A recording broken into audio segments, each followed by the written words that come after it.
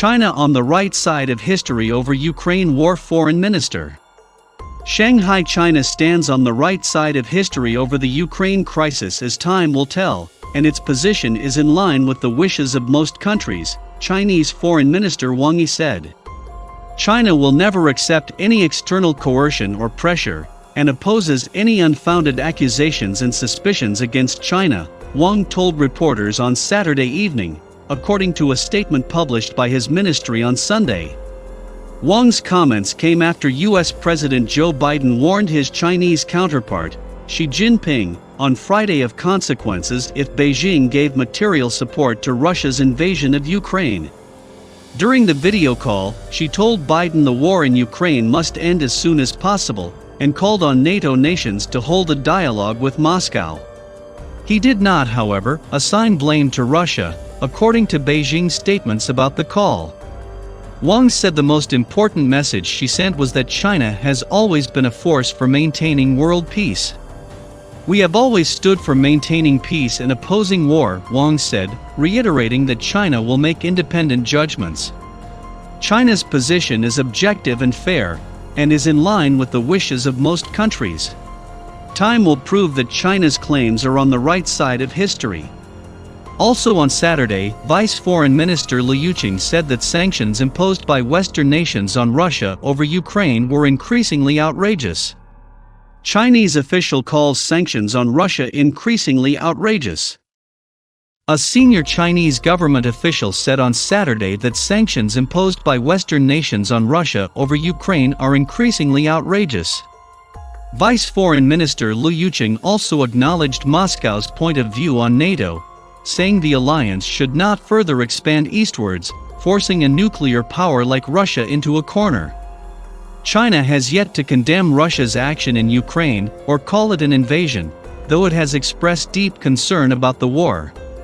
Beijing has also opposed economic sanctions on Russia over Ukraine, which it says are unilateral and are not authorized by the UN Security Council. The sanctions against Russia are getting more and more outrageous, Liu said at Security Forum in Beijing, adding that Russian citizens were being deprived of overseas assets for no reason. History has proven time and again that sanctions cannot solve problems. Sanctions will only harm ordinary people, impact the economic and financial system, and worsen the global economy. Russia calls its actions in Ukraine a special operation that it says is not designed to occupy territory, but to destroy its neighbors' military capabilities and capture what it regards as dangerous nationalists. In a call on Friday between Joe Biden and Xi Jinping, the U.S. president warned his Chinese counterpart of consequences if Beijing gave material support to Russia's attack, the White House said. Read more. Moscow has demanded legally binding guarantees from NATO that it will stop its expansion and return to its 1997 borders. This pursuit of absolute security by NATO precisely leads to absolute non-security, Liu said. The consequences of forcing a major power, especially a nuclear power, into a corner are even more unimaginable. President Volodymyr Zelensky said this week that Ukraine could accept international security guarantees that stopped short of its long-standing aim to join NATO. The United States and its European and Asian allies have imposed sweeping sanctions on Russia for the February 24 invasion of its neighbor, which they call a war of aggression by President Vladimir Putin. He says he launched a special operation to demilitarize and denazify Ukraine. While saying it recognizes Ukraine's sovereignty, Beijing has repeatedly said that Russia has legitimate security concerns that should be addressed and urged a diplomatic solution to the conflict.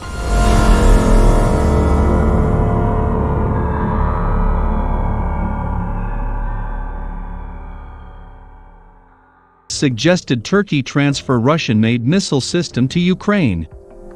The United States has informally raised with Turkey the unlikely possibility of sending its Russian-made S-400 missile defense systems to Ukraine to help it fight invading Russian forces, according to 3 sources familiar with the matter.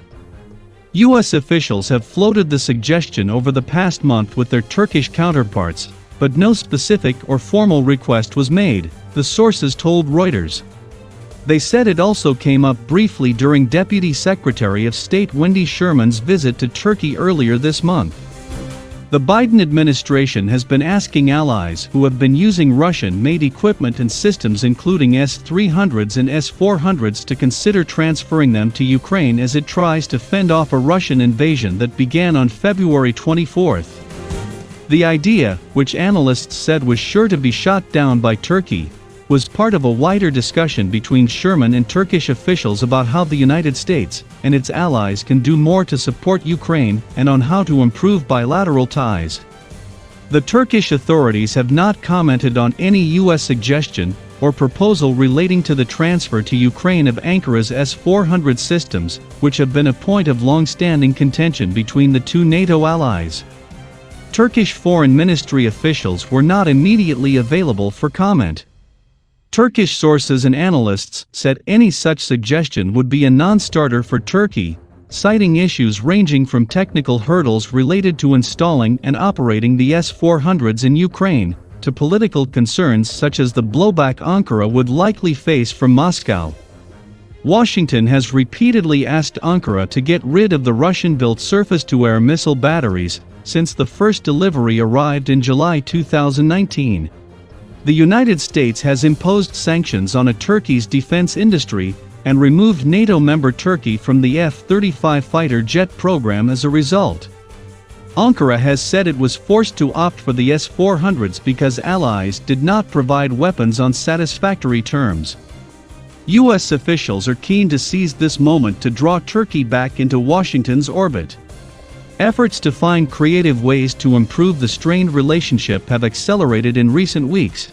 Even though no specific proposal has so far gained traction, U.S. and Turkish sources have said. I think everyone knows that the S-400 has been a long-standing issue, and perhaps this is a moment when we can figure out a new way to solve this problem, Sherman told Turkish broadcaster Haberturk in an interview on March 5. It was not clear what exactly she meant, and the State Department has not answered questions about her comments. The White House did not respond to a request for comment about the suggestion made during her visit to Turkey. The effort is also part of a wider bid by the Biden administration to respond to Ukrainian President Volodymyr Zelensky's plea to help protect Ukraine's skies. Russian or Soviet-made air defense systems such as S-300s that other NATO allies have and S-400s are sought after.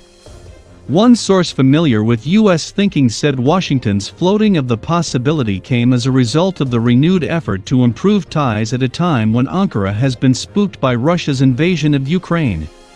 Turkish President Erdogan had not received a specific heads-up from Russian President Vladimir Putin on his plans of a full-scale attack on Ukraine, another source familiar with the discussion said. Turkey shares a maritime border with Ukraine and Russia in the Black Sea, and has good ties with both. It has said the invasion is unacceptable and voiced support for Ukraine, but has also opposed sanctions on Moscow while offering to mediate. Ankara has carefully formulated its rhetoric not to offend Moscow, analysts say, with which it has close energy, defense and tourism ties.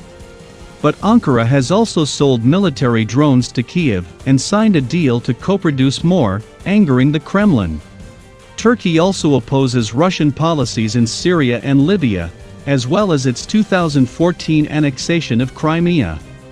Turkey has managed to walk on the razor's edge, and a transfer of a Russian S-400 would certainly lead to severe Russian ire, said Aaron Stein, director of research at the Philadelphia-based Foreign Policy Research Institute. And for Erdogan, the S-400 has become a symbol of Turkish sovereignty, so trading it away wouldn't be all roses and flowers.